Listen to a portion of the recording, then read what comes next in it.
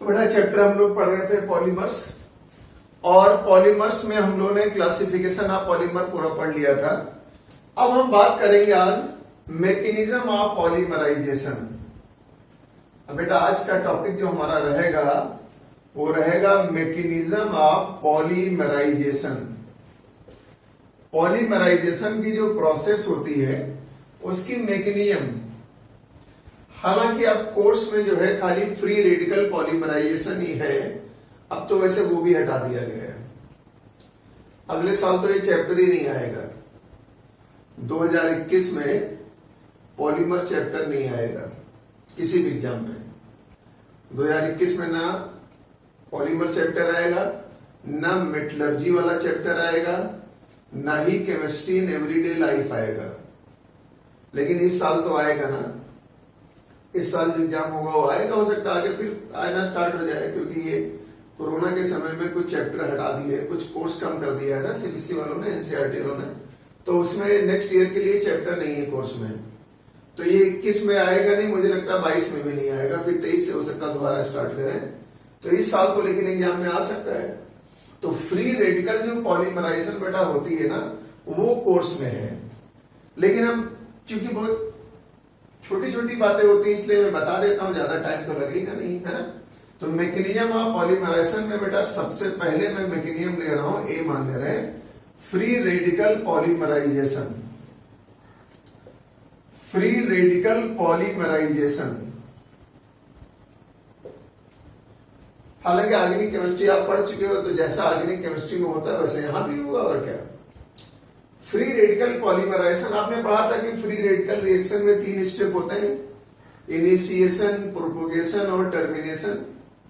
वैसे बेटा इसमें भी होगा इनिशिएशन, इलॉन्गेशन और क्या टर्मिनेशन, इलॉन्गेशन भी कहते हैं प्रोपोगेशन को। तो फ्री रेडिकल पॉलीमराइजेशन की मैकेनिज्म में बेटा इसमें 3 स्टेप होते हैं, आपको पता होना चाहिए। पहला स्टेप क्या होता है, इनिशिएशन। दूसरा स्टेप, लास्ट स्टेप क्या होता है, टर्मिनेशन। और वैसा भी जो बीच वाले स्टेप होते हैं ना, इन्हें हम लोग क्या बोलते हैं, प्रोपोगेशन। अब सवाल उठता है कि इनिशिएशन में क्या होगा, तो free radical polymerisation is initiated by free radical. तो बेटा इसमें पहला स्टेप इनिशिएशन होता है ना, तो इनिशिएशन में हम लोग क्या करेंगे, कोई परऑक्साइड लेते हैं जिसे हम इनिशिएटर कहते हैं। ऑर्गेनिक परऑक्साइड होता है, ये भी ध्यान रखना। हम कोई ऑर्गेनिक परऑक्साइड लेते हैं जो इनिशिएटर की तरह काम करता है, मतलब यही पॉलीमराइजेशन की प्रोसेस को स्टार्ट करेगा। फ्री रेडिकल, फ्री रेडिकल बनाएगा ना ये। देखो ऑर्गेनिक परऑक्साइड में सबसे बढ़िया होता है, देखो ऑर्गेनिक परऑक्साइड को आप ऐसे भी लिख सकते हो, ROR, चाहे तो बॉन्ड बना के दिखाते हैं ऐसे, है ना, ऐसे ROR परऑक्साइड है, ऑक्सीजन ऑक्सीजन तो भाई अपने आप परऑक्साइड हो गया। या बेंजोइल परऑक्साइड ले सकते हैं आप। बेंजोइल का मतलब क्या होता है बेटा, ये बेंजीन रिंग होती है ना, बेंजोइल परऑक्साइड है ना, ऐसा कुछ होता है। ये आप बेंजोइल परऑक्साइड ले सकते हो इस तरह से, ये बेंजोइल परऑक्साइड है। तो जैसे ही आप ऑर्गेनिक परऑक्साइड लोगे तो यार इसमें क्या होगा, होमोलिटिक फिशन होगा ऐसे। चलो यही मान लेते हैं, ऐसे होमोलिटिक फिशन होगा।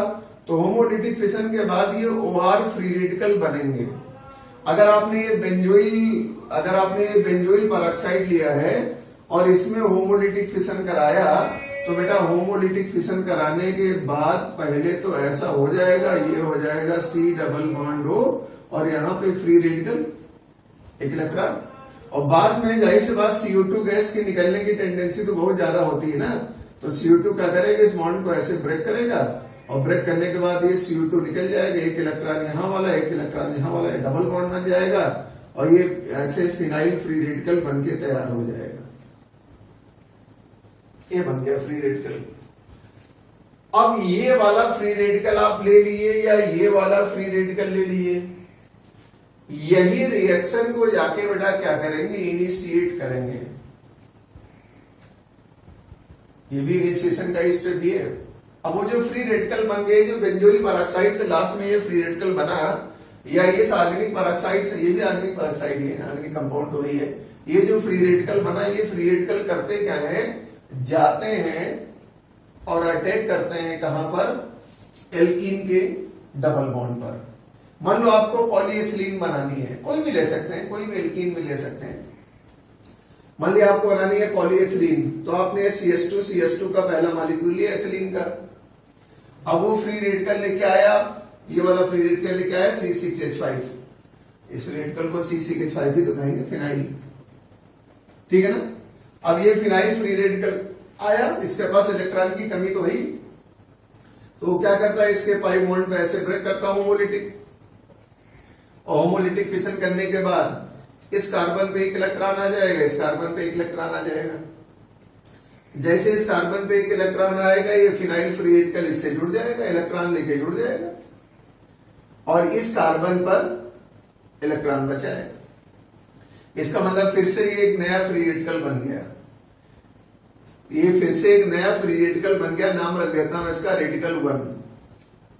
ये स्टेप बेटा इनिशिएशन स्टेप है, इस पूरे स्टेप को इनिशिएशन कहा जाता है। अब ये फ्री रेडिकल जाएगा, ये तो एल्कीन का बेटा पहला मॉलिक्यूल था ना, अब यही फ्री रेडिकल जाएगा C6H5 CH2 ये है, इसे रेडिकल 1 नाम दिया मैंने, कुछ भी नाम रख सकते हो। ये फिर एल्कीन के दूसरे मॉलिक्यूल पे जाएगा, होमोलिटिक फिशन किया, होमोलिटिक फिशन करने के बाद क्या होगा, ये वाला कार्बन इस वाले कार्बन से इलेक्ट्रॉन लेके जुड़ जाएगा, तो ये बेटा हो जाएगा C6H5 CH2 तो पहले से ही था ये वाला, और ये वाले CH2 से फिर जाके जुड़ गया है, और इस वाले लास्ट वाले कार्बन पर ये पहला मॉलिक्यूल था, ये दूसरा मॉलिक्यूल था, ऐसे हजारों मॉलिक्यूल आपस में जुड़ते जाएंगे।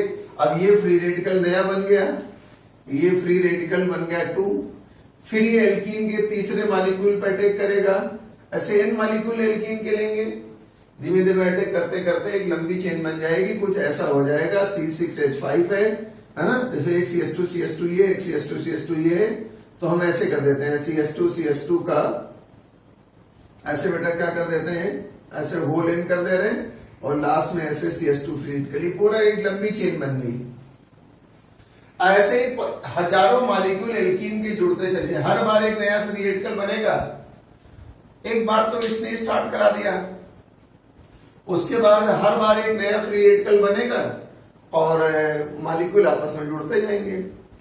अगला मॉलिक्यूल आया, फिर एक फ्री रेडिकल बना, फिर उसने अगले मॉलिक्यूल पे अटैक किया, फिर एक फ्री रेडिकल बना, तो ये काम चलता रहता है। इस पूरे इन सब की स्टेप्स को क्या बोलते हैं, प्रोपोगेशन। ये जो पहला वाला स्टेप था इसे बेटा इनिशिएशन कहते हैं। अब जो हो रहा बार बार आपस में कंबाइन कर रहे हैं, इसे इलोंगेशन या प्रोपोगेशन कहते हैं। अब तुम कहोगे सर टर्मिनेशन कैसे होगा, तो देखो टर्मिनेशन के दो तरीके होते हैं। सॉरी, टर्मिनेशन के बेटा दो तरीके होते हैं, या तो दोनों फ्री रेडिकल जो लास्ट में बने हैं वो आपस में कंबाइन कर जाएं, एक तरीका हुआ। जब दोनों फ्री रेडिकल जो मतलब जो भी लास्ट में फ्री रेडिकल बने वो कंबाइन कर जाएं, तो जब फ्री रेडिकल कंबाइन कर जाएंगे तो पॉलीमरेशन वहीं रुक जाएगी क्योंकि फ्री रेडिकल खत्म हो गया। दूसरा तरीका, दोनों जो फ्री रेडिकल लास्ट में बने उनका डिसप्रोपोर्शन हो जाए। डिसप्रोपोर्शन का मतलब क्या हुआ, एक को इलेक्ट्रॉन दे दे, एक का ऑक्सीडेशन हो जाए, एक का रिडक्शन हो जाए, डिसप्रोपोर्शन हो जाए। और बेटा एक तीसरा चांस भी है। तीसरा चांस ये है कि आप बाहर से कोई ऐसा मटेरियल डाल दो, आप बाहर से ऐसा कोई सब्सटेंस डाल दो जो पॉलीमराइजेशन की प्रोसेस को रोक दे, उसे इनहिबिटर कहते हैं। वो होता है इनहिबिटर, मेन इनहिबिटर होता है क्या बताओ, बेंजोक्विनोन। आगे की केमिस्ट्री में हम बात कर रहे थे, पढ़ा रहे थे मैकेनियम में, बेंजोक्विनोन होता है, बहुत इंपॉर्टेंट होता है बेंजोक्विनोन। और भी होते हैं, बेंजोक्विनोन है, सल्फर के कंपाउंड होते हैं, आर्सेनिक के कंपाउंड होते हैं, मरकरी के कंपाउंड होते हैं, और डाल देंगे तो फ्री रेडिकल से जाके परमानेंट कंबाइन कर जाएंगे इससे, और फिर अपने आप वो जो पॉलीमराइजेशन की प्रोसेस जो होगी वो रुक जाएगी। इसका मतलब अगर आपको टर्मिनेशन करना हुआ, अगर आपको फ्री रेडिकल पॉलीमराइजेशन का टर्मिनेशन करना हुआ, तो टर्मिनेशन के बेटा तीन तरीके हुए। देखो आना आपको सब चाहिए, कम से कम फ्री रेडिकल पॉलीमराइजेशन तो आपको आना ही चाहिए, है ना। फ्री रेडिकल पे तो क्वेश्चन आ सकते हैं ना, कैटायनिक और एनायनिक पे हो सकता है क्वेश्चन ना आए, लेकिन इस पे तो आ ही सकता था ना। तो अगर हम बेटा टर्मिनेशन की बात करें, टर्मिनेशन, तो टर्मिनेशन के 3 तरीके हो सकते हैं। टर्मिनेशन का बेटा पहला तरीका ये होता है either by combination of free radicals, जो लास्ट वाले फ्री रेडिकल है वो आपस में कंबाइन कर जाएं। दूसरा तरीका क्या होता है डिसप्रोपोर्शनेशन ऑफ फ्री रेडिकल, जो लास्ट में बेटा फ्री रेडिकल बने हैं उनका डिसप्रोपोर्शनेशन हो जाए, लास्ट में जो फ्री रेडिकल बने उनका डिसप्रोपोर्शनेशन हो जाए। और तीसरा बेटा क्या है, कोई आप इनहिबिटर ऐड कर दो, बाई एडिंग इनहिबिटर, आप बाहर से कोई इनहिबिटर डाल दीजिए तो वो इनहिबिटर क्या करेगा, उस पॉलीमराइजेशन की प्रोसेस को रोक देगा, क्योंकि जो भी लास्ट में फ्री रेडिकल बना होगा उससे कंबाइन कर जाएगा, परमानेंटली कंबाइन कर जाएगा और फिर रिएक्शन को रोक देगा। तो ये तो आसान चीज है, दोनों फ्री रेडिकल आपस में कंबाइन करा दिया आपने। ये भी आसान चीज है, दोनों फ्री रेडिकल को, 2 सेम टाइप के फ्री रेडिकल लिए, एक को ऑक्सीडाइज करा दिया, एक को रिड्यूस करा दिया, अपने आप वो डिसप्रोपोर्शनेट हो जाएगा। और तीसरा तरीका इंपॉर्टेंट है कि आप चाहो तो इनहिबिटर भी ऐड कर सकते हो by adding inhibitor like benzoquinone. तो एनसीईआरटी का एक क्वेश्चन है बेटा कि बेंजोक्विनोन कैसे काम करता है। तो देखो बेटा बेंजोक्विनोन ये होता है ना, बेंजोक्विनोन जो होता है वो ऐसा कंपाउंड होता है, आपको पता है वैसे, ये बेंजोक्विनोन है। जाहिर सी बात है ये एरोमेटिक कंपाउंड नहीं है, अरे ये बेंजीन रिंग थोड़ी है, ये बेंजीन रिंग तो है नहीं, ये एरोमेटिक कंपाउंड तो है नहीं, ये तो एंटी एरोमेटिक टाइप का कंपाउंड है। और ये जाहिर सी बात है ये कंपाउंड चाहता है कि हम क्या हो जाए, एरोमेटिक हो जाए, क्योंकि कोई भी कंपाउंड स्टेबल होना चाहता है। तो इस कंपाउंड के अंदर एरोमेटिक कैरेक्टर लाने की टेंडेंसी बहुत ज्यादा है। अब मान लिया बेटा आप कोई लास्ट में जो फ्री रेडिकल बना वो लेके आए, लास्ट वाला है ये अंतिम वाला फ्री रेडिकल है, अंतिम वाला है, या जहां भी प्रोसेस चल रही वहीं का कोई फ्री रेडिकल मिल गया, या चलो मान लेते हैं फ्री रेडिकल मिल जाए इसको, पॉलीमराइजेशन की प्रोसेस चल रही थी, हर बार फ्री रेडिकल बनना था, कोई फ्री रेडिकल जो लास्ट में बना वो इसको मिल गया। तो ये क्या करता है, ऑक्सीजन, देखो इसमें ये पाई बॉन्ड है, इसमें 2 इलेक्ट्रॉन, एक इलेक्ट्रॉन ऑक्सीजन को दे दो, एक इलेक्ट्रॉन इस कार्बन को दे दो। तो इस कार्बन के पास एक इलेक्ट्रॉन, ये पाई बॉन्ड है, इसको ऐसे तोड़ो, एक इलेक्ट्रॉन इस कार्बन को दे दो, एक इलेक्ट्रॉन इस कार्बन को दे दो, ठीक है ना। अब इस पाई बॉन्ड को भी ऐसे तोड़ो, एक इलेक्ट्रॉन इस कार्बन को दे दो, एक इलेक्ट्रॉन इस ऑक्सीजन को दे दो। तो जो बेटा एक इलेक्ट्रॉन इस कार्बन को मिलेगा, एक इस कार्बन को मिलेगा, तो जानते हो क्या हो जाएगा, एक तो ऑक्सीजन को मिला तो यहां पे इलेक्ट्रॉन आ गया, एक इलेक्ट्रॉन इस कार्बन को मिल गया, एक इलेक्ट्रॉन इस वाले कार्बन को मिल गया, एक इलेक्ट्रॉन बेटा इस वाले कार्बन को मिल गया, एक इलेक्ट्रॉन इस वाले कार्बन को मिल गया, और एक इलेक्ट्रॉन ऑक्सीजन को मिल गया। तो ये दोनों, इधर तो ये पाई बॉन्ड था ही, ये दोनों इलेक्ट्रॉन मिलके आपस में पाई बॉन्ड, ये दोनों इलेक्ट्रॉन मिलके आपस में पाई बॉन्ड, क्या भाईजान बन गया, बेंजीन रिंग बन गई। अब ये कंपाउंड कैसा हो गया बेटा, एरोमेटिक हो गया। अब ये जो फ्री रेडिकल आया है वो इसी ऑक्सीजन से बाद में कंबाइन कर जाता है, अभी ऑक्सीजन से कंबाइन कर गया, और अब ये एक नया फ्री रेडिकल बन गया, लेकिन ये नया फ्री रेडिकल हाईली स्टेबल है, अबे एरोमेटिक है यार, ये नया फ्री रेडिकल हाईली स्टेबल है, ये फर्दर पॉलीमराइजेशन की प्रोसेस में पार्टिसिपेट नहीं करता है, इट डू नॉट या डस नॉट पार्टिसिपेट फर्दर, ये पॉलीमराइजेशन की प्रोसेस में फर्दर पार्टिसिपेट नहीं करता है इन पॉलीमराइजेशन। ये तरीका है, जैसे ही एरोमेटिक कैरेक्टर प्राप्त कर लेगा, स्टेबल हो गया, अब ये पॉलीमराइजेशन की प्रोसेस को रोक देगा या और किसी एल्कीन के मॉलिक्यूल पे जाके अटैक नहीं कराएगा। तो ये बेटा खास बात होती है और एक बात ये भी याद रखना कि फ्री रेडिकल पॉलीमराइजेशन में हर बार एक नया फ्री रेडिकल बनेगा, और जितना स्टेबल फ्री रेडिकल बनेगा उतना पॉलीमराइजेशन का रेट ज्यादा होगा। मतलब आपसे ये भी सवाल पूछ सकता है, rate of free radical polymerisation, rate of free radical polymerisation is directly proportional to stability of free radical formed. जो फ्री रेडिकल बेटा रिएक्शन में बनेगा उसके स्टेबिलिटी के डायरेक्टली प्रोपोर्शनल होगा। Rate of free radical polymerisation is directly proportional to stability of free radical. अब जरा सुनिए, इस पे क्वेश्चन करते हैं।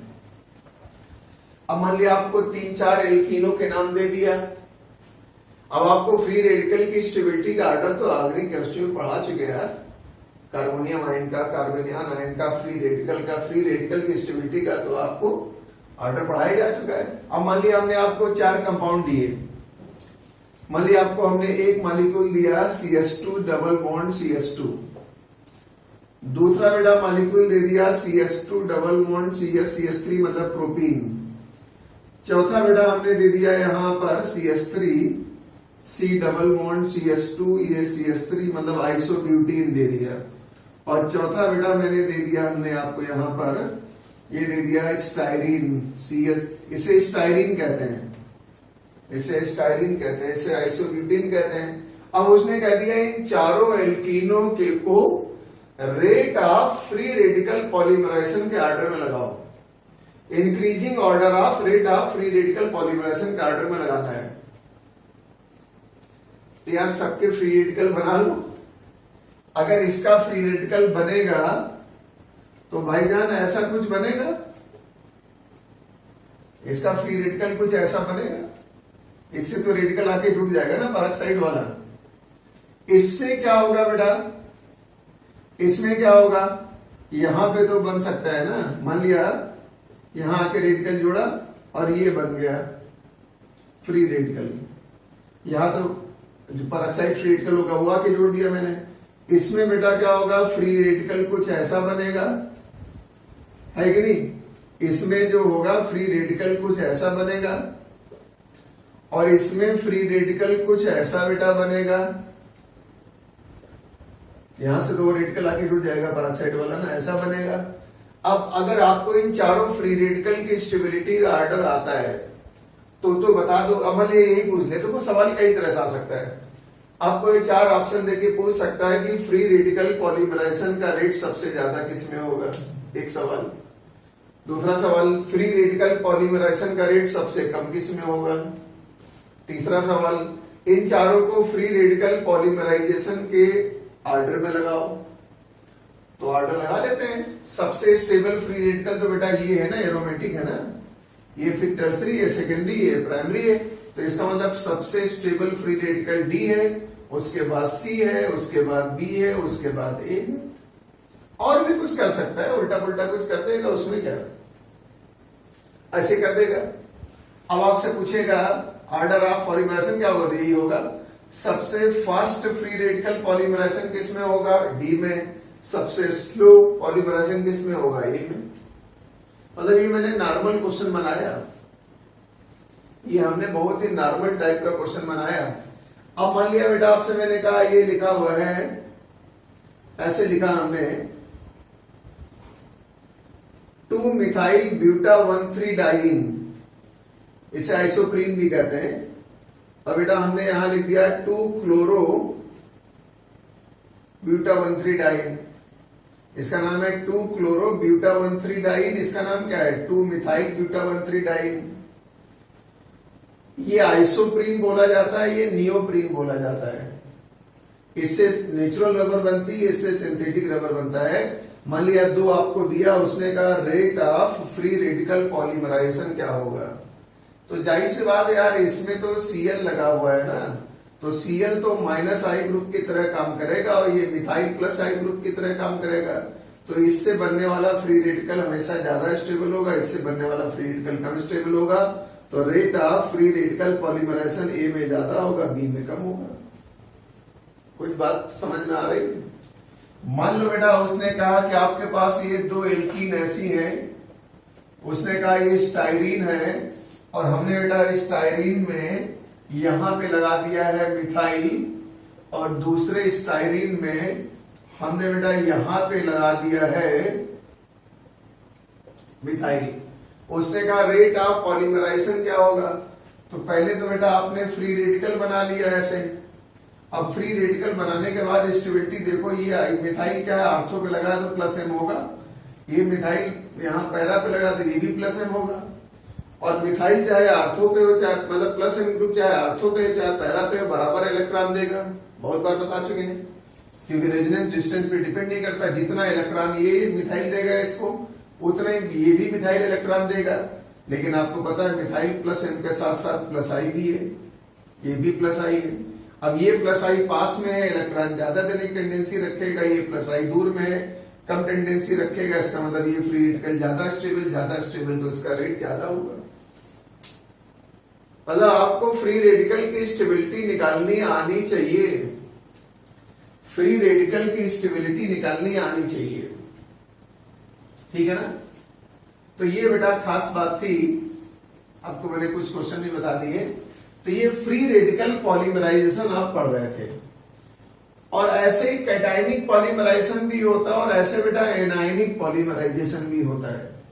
थोड़ा सा तुम्हें बता दें, ज्यादा नहीं, है ना। जब बात हो ही रही तो यार टॉपिक पूरा ही हो जाए, थोड़ा सा बता देते हैं, क्योंकि भरोसा नहीं है कब इस तरह के सवाल आ जाए।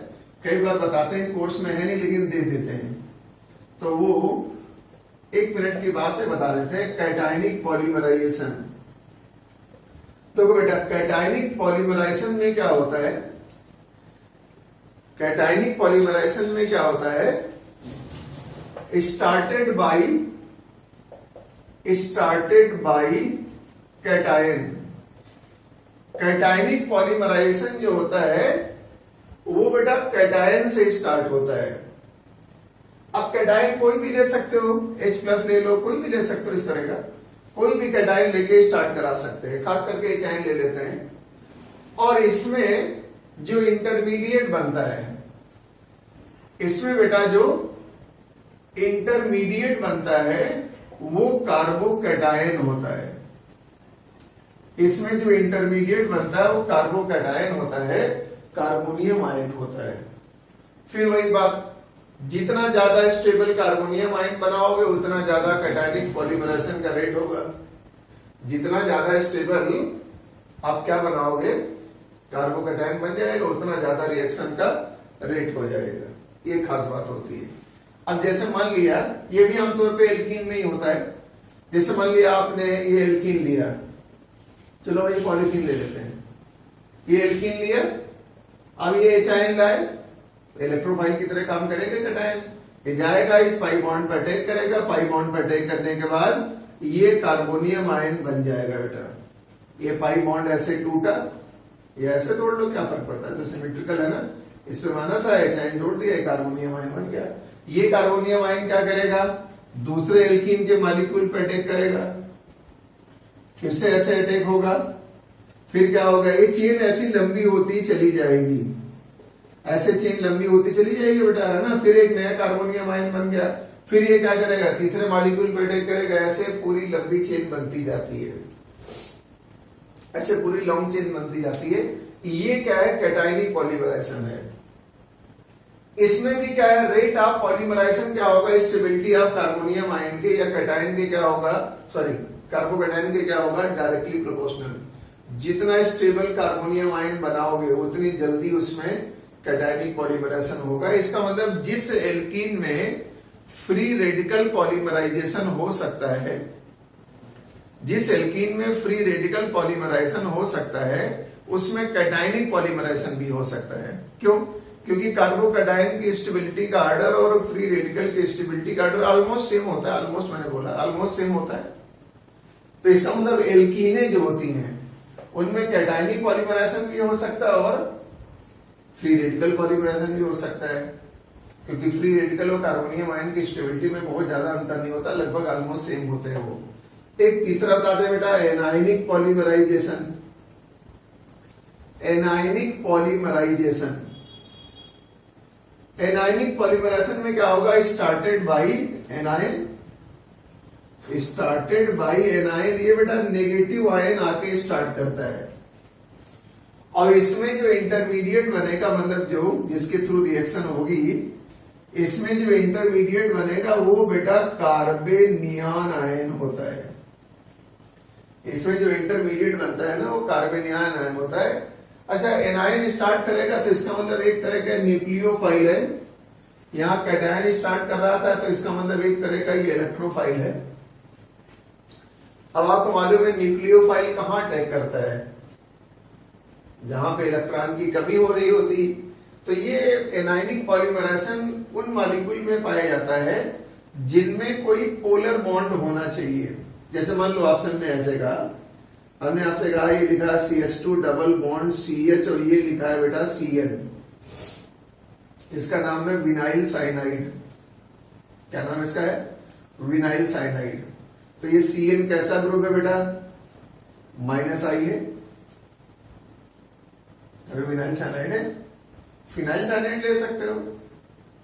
तो इस तरह के साइनाइडों में इस तरह के रिएक्शन होती है। कोई यहां पर एसिड ले लो, एक्राइलिक एसिड ले लो, CH2 डबल बॉन्ड CH है ना, ये -I ग्रुप है।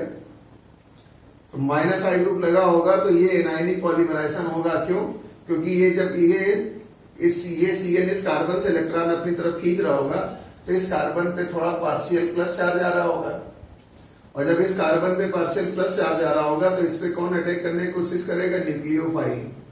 तो न्यूक्लियोफाइल आएगा, इस पाई बॉन्ड इसके पाई बॉन्ड नहीं तोड़ता है, इसके पाई बॉन्ड को तोड़ेगा। पाई बॉन्ड को तोड़ने के बाद एक पे प्लस आ जाएगा, उससे न्यूक्लियोफाइल जुड़ जाएगा, एक पे माइनस आ जाएगा, उससे बेटा क्या बन जाएगा, कार्बेनियन। और ये कार्बेनियन की स्टेबिलिटी -I ग्रुप बढ़ा भी देगा। तो इसका मतलब अगर कहीं डबल बॉन्डेड कार्बन पर -I ग्रुप लगा हो या -M ग्रुप लगा हो तो एनायनिक पॉलीमराइजेशन कराना, और अगर डबल बॉन्डेड कार्बन पे +M ग्रुप लगा हो या +I ग्रुप लगा हो तो आप या तो कैटायनिक करा सकते हो या फ्री रेडिकल करा सकते हो। एनायनिक कराने की एक ही कंडीशन है, डबल बॉन्ड पे -I ग्रुप चाहिए आपको। अगर डबल बॉन्ड पे आपको +I ग्रुप मिला तो कार्बोनियम आयन बनना चाहेगा वो या फ्री रेडिकल बनना चाहेगा।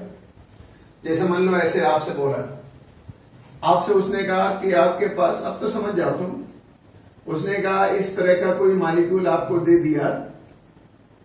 उसने कहा यहां पे लिखा है CH2 CH double bond CH2 लिखा है बेटा। उसने कहा ये जो मॉलिक्यूल है वो किस मेथड से पॉलीमराइज करना चाहेगा, ये कंपाउंड जो है किस मेथड से पॉलीमराइज करना चाहेगा। तो आपका आंसर होगा या तो फ्री रेडिकल से करना चाहेगा या कैटायनिक पॉलीमराइजेशन से करना चाहेगा, क्योंकि ये तो एल्कीन है ना। अगर ये पाई बॉन्ड तोड़ेंगे तो यहाँ पे इलेक्ट्रॉन आएगा है ना, यहाँ तो फ्री रेडिकल आके जुड़ जाएगा बाद में। तो कहिए क्या बना, फ्री रेडिकल बना। अगर आप इलेक्ट्रोफाइल लाते तो पाई बॉन्ड ऐसे टूटता तो यहाँ पे प्लस आता। तो या तो फ्री रेडिकल मैकेनिज्म होगी या इसमें कैटायनिक मैकेनिज्म होगी। एनायनिक तभी हो सकती है जब -I ग्रुप आपको दिखे। डबल बॉन्डेड कार्बन पे या तो Cn दिखे या COS दिखे या COO दिखे, ना, तब समझ जाइए उसमें कैसी मैकेनिज्म होनी है, एनायनिक। वो ज्यादा मतलब नहीं। हालांकि कैटायनिक एनायनिक में मुझे लगता नहीं कि इस साल ये आप क्वेश्चन आएगा, क्योंकि NCERT कहता है हमारे कोर्स में नहीं है।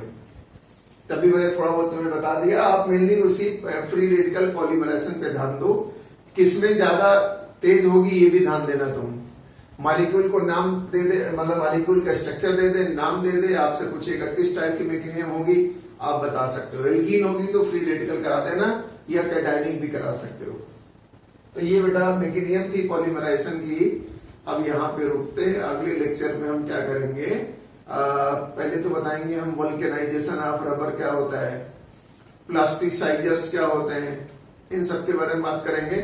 फिर हम लोग एग्जाम्पल्स ऑफ पॉलीमर्स में आ जाएंगे। पहले एडिशन पॉलीमर्स के एग्जाम्पल लेंगे एक साथ, फिर कंडेंसेशन पॉलीमर्स के एग्जाम्पल लेंगे, फिर एनसीईआरटी के बहुत सारे क्वेश्चंस लेंगे। ठीक है ना, सारे क्वेश्चन लेंगे, बल्कि जो अच्छे वाले होंगे। मिलते हैं अगले लेक्चर में।